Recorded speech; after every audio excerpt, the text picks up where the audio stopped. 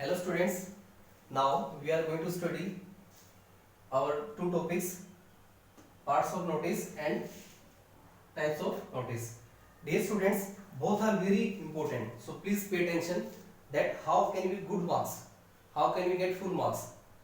Now writing notice is easy, but now we have to understand the value of notice, value of marks. How can we get good marks in notice writing?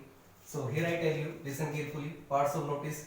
जो notice writing हम करते हैं उसके कितने parts हैं और marks हमें कैसे मिलेगी, मीन्स जो सीबीएसई है, central board of school education, वो हमें कैसे और क्यों फुल मार्क्स देगी, किस लिए देगी. हमारी राइटिंग जो है वो थोड़ी सी सेपरेट, थोड़ी सी attractive, vocabulary must be good level. So हर चीज हमारी एक अच्छे दर्जे की होनी चाहिए उस ताकि हमें अच्छे मार्क्स मिले, फुल मार्क्स मिले. तो स्टूडेंट्स देखिए, सबसे पहले फॉर्मेट आता है, नंबर 1 पोजीशन. जो फॉर्मेट होता है उसका एक नंबर होता है. फॉर्मेट में क्या इंक्लूड होगा? सबसे पहले टाइटल, नेम ऑफ स्कूल, उसके बाद नोटिस, उसके बाद डेट, डेट के बाद कंटेंट, कंटेंट के बाद इशूइंग अथॉरिटी. तो ये सब चीजें मिला के, जैसे हमने लास्ट वीडियो में देखा था कि ये सारी चीजें मैंने आपको अच्छे से बताई थी, तो उन सभी को हम बोलते हैं फॉर्मेट.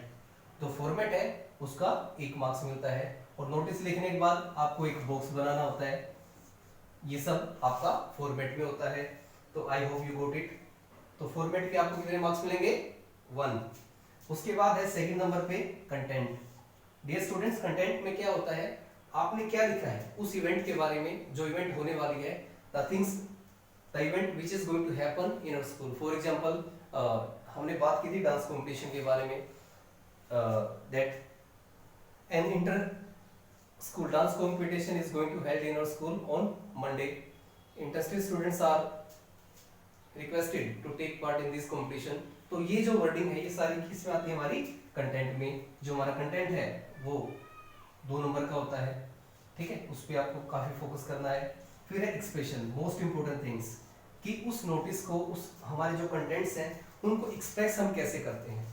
तो उसका हमें मिलता है 1 नंबर, 1 मार्क. एक्सप्रेशन में क्या इंक्लूड होता है? Grammar, most important thing. जो ग्रामर है वो सबसे इंपोर्टेंट है.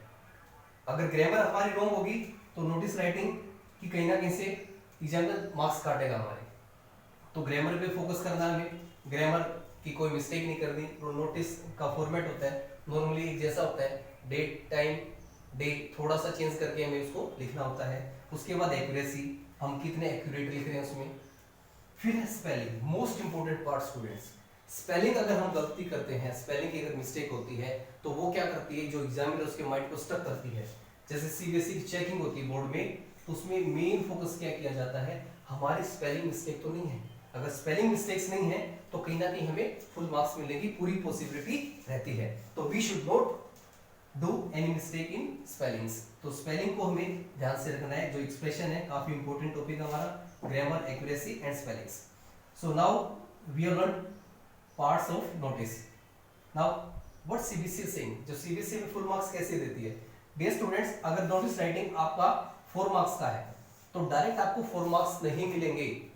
हमारे भी सबसे बड़ी यही प्रॉब्लम होती है कि हमें ये नहीं पता होता कि मार्क्स किसके कौन से मिलेंगे और कब मिलेंगे और कैसे मिलते हैं. तो सबसे बड़ी प्रॉब्लम ये है, हम नोटिस राइटिंग पूरा कर देते हैं लेकिन हमें ये नहीं पता होता किस पॉइंट पे कितने वर्ड्स हम लिखने हैं, एक्सप्रेशन में क्या लिखना है, कंटेंट में क्या लिखना है. तो ये सब चीजें हमें सीखनी है. Now I would like to tell you those all things which are very essential in notice writing. So now see, format है उसको आपका 1 नंबर मिलेगा. उसके बाद कंटेंट है 2 मार्क्स का है. फिर एक्सप्रेशंस है 1 मार्क्स का है. तो डियर स्टूडेंट्स, ऐसे करके आपको जैसे 1 + 2 3 + 1 4, तो टोटल आपको 4 मार्क्स मिलते हैं. अब ये नहीं कि आपने नोटिस किया और डायरेक्ट एग्जामिनर ने चेक किया और आपको डायरेक्ट 4 मार्क्स दे दिए. नो, हर चीज के अलग अलग मार्क्स मिलेंगे स्टूडेंट्स. तो आपकी रिस्पॉन्सिबिलिटी बनती है कि एक एक चीज को हम अच्छे और एक अच्छे लेवल में, एक आला दर्जे से उस चीज को हम करें, अपनी नोटिस राइटिंग को. सो 1 मार्क्स, 2 + 1, टोटल 4 मार्क्स. इस तरीके से आपको मार्क्स मिलेंगे. इकट्ठे 4 मार्क्स आपको नहीं मिलेंगे. I hope you got it well because it is said by CBSE. Now we go for types of notice. जो टाइप्स ऑफ नोटिस है स्टूडेंट्स, नोटिस हमें कहाँ लिखने की जरूरत पड़ती है, किस पर्पज के लिए नोटिस लिखते हैं। सबसे पहले हम बात करते हैं मीटिंग्स के लिए। हम नोटिस राइटिंग लिखते हैं मीटिंग्स के लिए, जैसे स्कूल्स में भी मीटिंग्स होती हैं। जब भी मैनेजमेंट हमको नोटिस देती है कि today we are going to conduct a meeting at this time, so all teachers are requested to sit on chairs in that room. So ये क्या है, मीटिंग्स। जब भी कोई मैनेजमेंट, जब भी कोई कंपनी, जब भी कोई स्कूल कॉलेज मीटिंग करता है तो उसके लिए नोटिस लिखता है। फिर उसके बाद लॉस्ट एंड फाउंड का। लॉस्ट एंड फाउंड का जो नोटिस होता है students, it is also most important. For example, अगर स्कूल में, कॉलेज में या फिर किसी और इंस्टीट्यूशन में हमारी कोई चीज़ गुम हो जाती है या हमसे अलग हो जाती है या हम भूल जाते हैं उसको, तो उसके लिए हम लॉस्ट एंड फाउंड का करते हैं। फॉर एग्जाम्पल, आप दिल्ली जा रहे हैं, आपके पास ब्रीफ केस है या डॉक्यूमेंट्स है, आप भूल गए, तो आप भूलने के बाद अगले दिन जाते हैं तो आप क्या करते हैं, आप अखबार में नोटिस डलवा देते हैं, किस फॉर्मेट में, लॉस्ट एंड फाउंड में, ताकि वो चीज़ आपको मिल जाए। अगर कोई अच्छा इंसान उसको लौटाना चाहता है तो वो देगा। फॉर एग्जाम्पल, हमारे स्कूल में भी डायरेक्टर मैम ने शुरू किया है, कोई भी चीज़ गुम हो जाती है तो लास्ट बेल से पहले जो फॉर्मेट है लॉस्ट एंड फाउंड का हमारे क्लासरूम में, तो जो मॉनिटर है वो क्या करता है, मेंशन कर देता है किसी स्टूडेंट का कोई सामान गुम तो नहीं हो गया। So it's very good starting by director ma'am. So seminar, dear students, seminar के लिए भी नोटिस राइटिंग की जाती है। रिसेंटली अभी जैसे आपको व्हाट्सएप पे संडे को संदीप महेश्वरी का सेमिनार का लिंक भेजा गया था, आपने सेमिनार देखा, तो वो भी नोटिस राइटिंग की गई थी उसकी भी, कि dear students we are going to conduct a seminar right on this day. तो वो आपने देखा, नोटिस राइटिंग, वो भी नोटिस था और सेमिनार के बारे में था, यू गोट इट वेल। उसके बाद टूर के बारे में, फिर जैसे ओबियसली हमारे स्कूल के टूर जाते हैं तो हमें पता होता है कि कौन सा नोटिस किसके बारे में कब आता है।